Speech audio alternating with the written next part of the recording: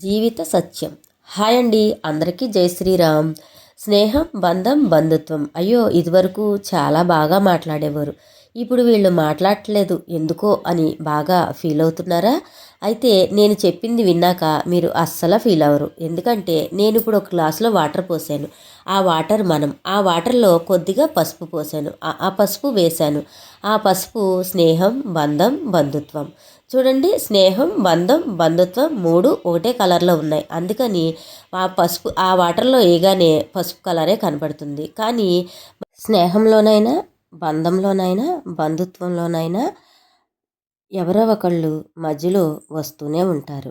ఆ వచ్చిన వాళ్ళు ఇలా పసుపు లాంటి వాళ్ళే అయితే ఆ పసుపు వాటర్లో వేస్తే మళ్ళీ పసుపు వాటరే కనిపిస్తుంది.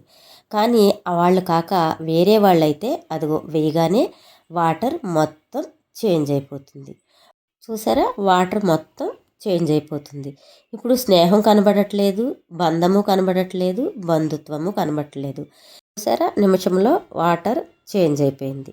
అలాగే ఈ వాటర్ వల్ల చాలా బాగా మాట్లాడేవాళ్ళు కూడా మాట్లాడకుండా కొద్దిగా దూరంగా ఉంటారు. వాళ్ళు మాట్లాడలేదని మీరు ఎప్పటికీ బాధపడద్దు. ఎందుకంటే నేను చెప్పింది ప్రతి ఒక్కరి జీవితంలో జరిగే ఉంటుంది. ఇప్పుడు నిజం నిలకడ మీద తెలియాలి అని అంటారు కదండి. ఇప్పుడు మళ్ళీ మీకు స్నేహం, బంధం, బంధుత్వం కనపడాలి అంటే నేను నిజాన్ని అందులో వేస్తున్నాను, మీరు చూడండి. చూడండి, నేను అందులో నిజాన్ని వేసేటప్పటికి మళ్ళీ స్నేహం, బంధం, బంధుత్వం అన్నీ కనపడుతున్నాయి. అంతేనండి. వాళ్ళు మాట్లాడలేదు, వీళ్ళు మాట్లాడలేదని బాధపడుతూ కూర్చోకండి.